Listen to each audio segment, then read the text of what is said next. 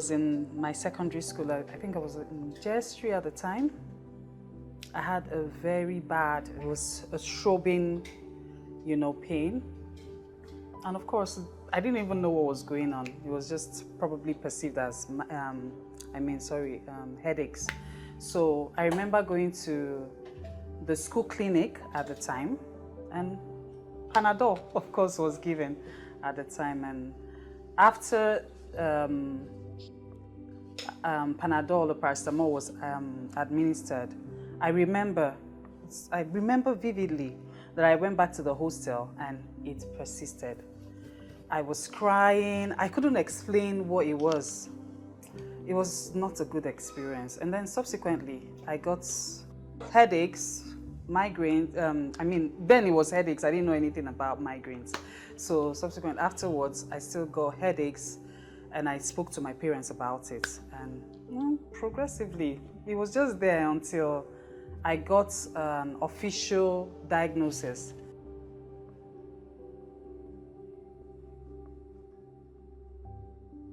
I started to feel very nauseous, extremely nauseous, but I wouldn't, throw up. But I'd feel like, I'm almost about to throw up. So I get very nauseous, and then the headache starts and then start building up. So if I'm not able to get any medication in the first 5, 10, or maximum 20 minutes, I have a full-blown migraine.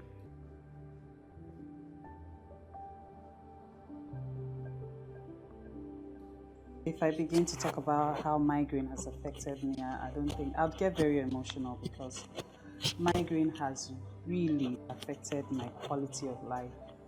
Like for years, for over 10 years, I'm talking, or maybe over 15 years, migraine has had its way. It has had a way of, disrupting my set out goals as an educator, as a mom, as an individual, So I've had, times when, let me give an example. If I were to go to church as a Christian with my family, my kids, I'll just know that the next day, which is supposed to be a Monday, would be unproductive. And then just ask me how and why. The sounds from church, the lights, all of those triggers would just affect almost the entire week for me. Migraine has not helped me achieve some of the things that I'd planned out to do, because sometimes, you have goals set up or things you intend to do for the week or for 2 weeks or thereabout. When I get a migraine attack, I just know that the next 4 or 5 days would be unproductive for me, because I have to be indoors, and it has not been a walk in the park for me with migraine. Migraine has really, really, really affected my quality of life. I have to, I have to be very intentional about spending time with my kids. I have to be very intentional about going out to church, going to social functions and everything. I have to, be careful where I go to. Are the sounds going to be too much? Is it something that would affect me afterwards? Am I going to be exposed to, smells, the typical triggers, Would I be eating something that I wouldn't know at a social event? Would I be exposed to, so many things? Would I be exposed to any stress? Because stress is one of the triggers. So I have to just be careful. I live like I'm just careful about everything, and I don't think that's a way for anyone to, live.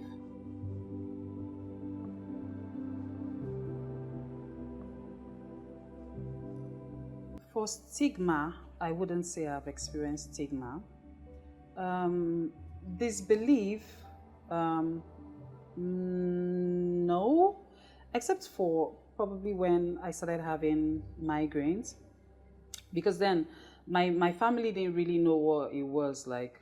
It was headache to them, and the family doctor, when I was growing up, typically you just go for malaria test, and there was always With how malaria has been in Nigeria, you'd always find malaria somehow, in the test, and then they treat for malaria.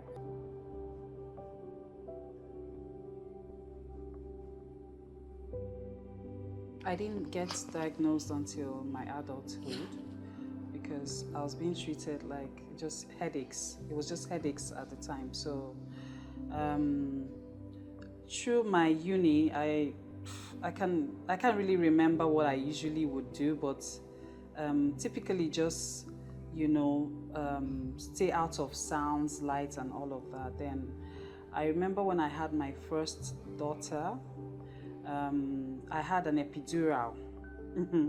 That even wasn't it wasn't my migraine, the nightmares, because afterwards I was getting like constant headaches. So I was typically mostly on painkillers until after a while again, when the headaches wouldn't just go away. I remember going to a hospital. I won't be so precise because I can't really remember. I have vague memory with that one. But then I was diagnosed with migraine.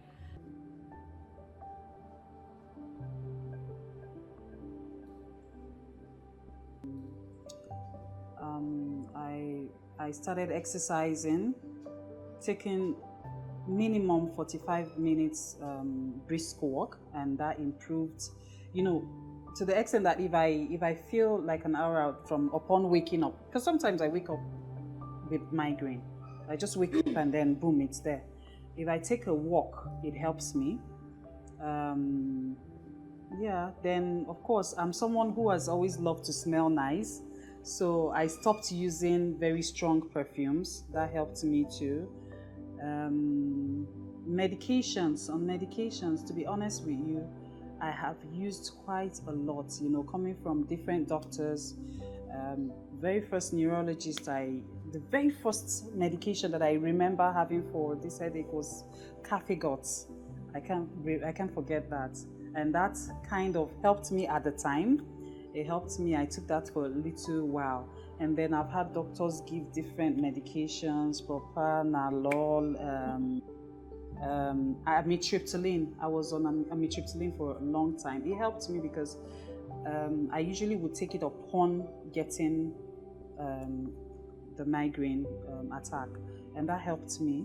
Amitriptyline to help sleep and also with the migraines. For a very long time, I had those medications, and then in recent times, um, there was an injectable that really really helped me. And then for apart from the exercise part, if I seclude myself in a dark room, my children already even know. Everybody around me already knows that, oh, mommy has a migraine. Everybody runs away. Just leave her quiet and dark. My room is very dark. That has also helped me calm down the each episode that I've had.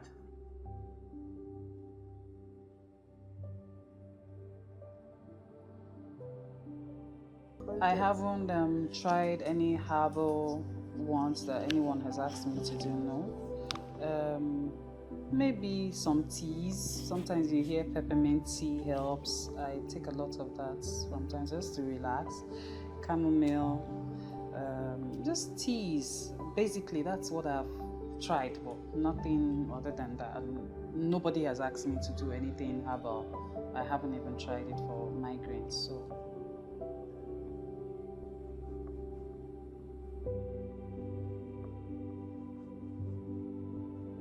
My support system, family, has helped because understanding, having empathy to understand how the other person is always feeling goes a long way. I mean, if you tell the people around you that you don't feel too well, you have a migraine, and you need to be in a quiet room, in a dark, quiet room, and they understand, it goes a long way. So yeah, my family has been a very huge support system, and that has really helped.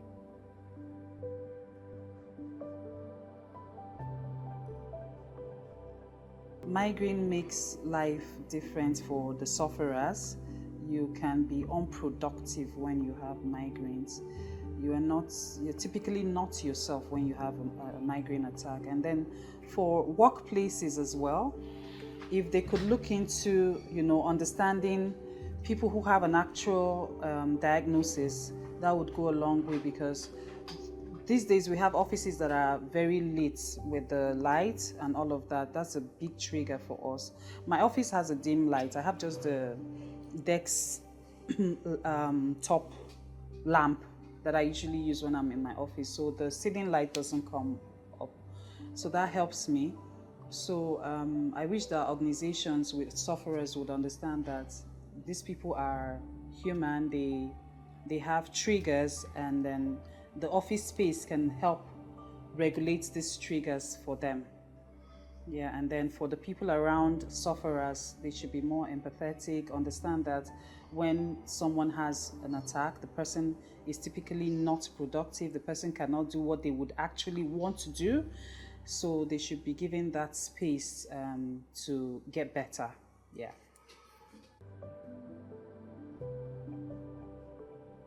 Doctors need to do more research, like more researches on migraines.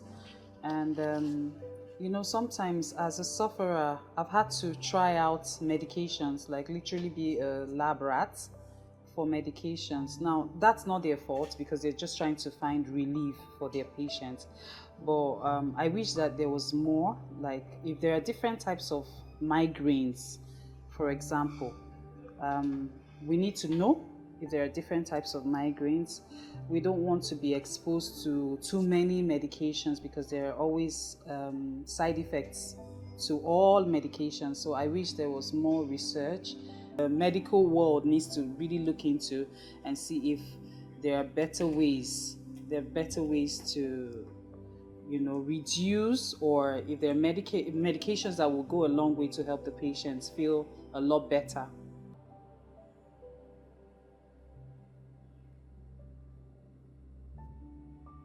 So it's very important to, find out what your triggers are. That way you can have less episodes. And it's okay that there's migraine. I mean, like, it's okay that you have a migraine. It's something that would pass. That's what we've been hearing. One day you'd wake up and you don't have migraines anymore. So have a tribe that supports you through the journey. Speak about how you feel. I'd like to add that there were times that I used to have like migraines all the time. In a month, I would have like over 20 episodes, and at some point, I refused to talk about it, because it began to look like I'm so sickly. You're always talking about having a headache. Oh, I have migraine. People might not understand. They'll say, she's always sickly. She's always talking about not feeling well. So, I mean, it's okay to speak about how you feel. It's totally okay. And that's why I said, find your tribe, the people who understand that you have a migraine, and it's probably just the same thing as another person suffering from another illness. So it's okay to speak up about it with the people who understand that you're suffering.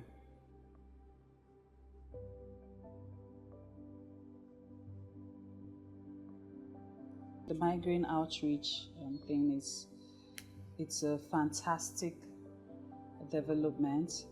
I feel like more of this, more of researches on migraine would go a long way to help sufferers, would also help the medical world to understand that there's a need for more researches, because when they hear voices from your initiative, they hear that people are actually speaking up about this, not being just a headache or an actual disease. There will be the need for more research on migraine and not just sweeping it under the carpet. So, yeah, I think what you're doing is fantastic, and I hope that it reaches more people who don't know what to do about migraines, don't know the kind of care that they need, or don't know how to go about it. I feel like it's a beautiful thing.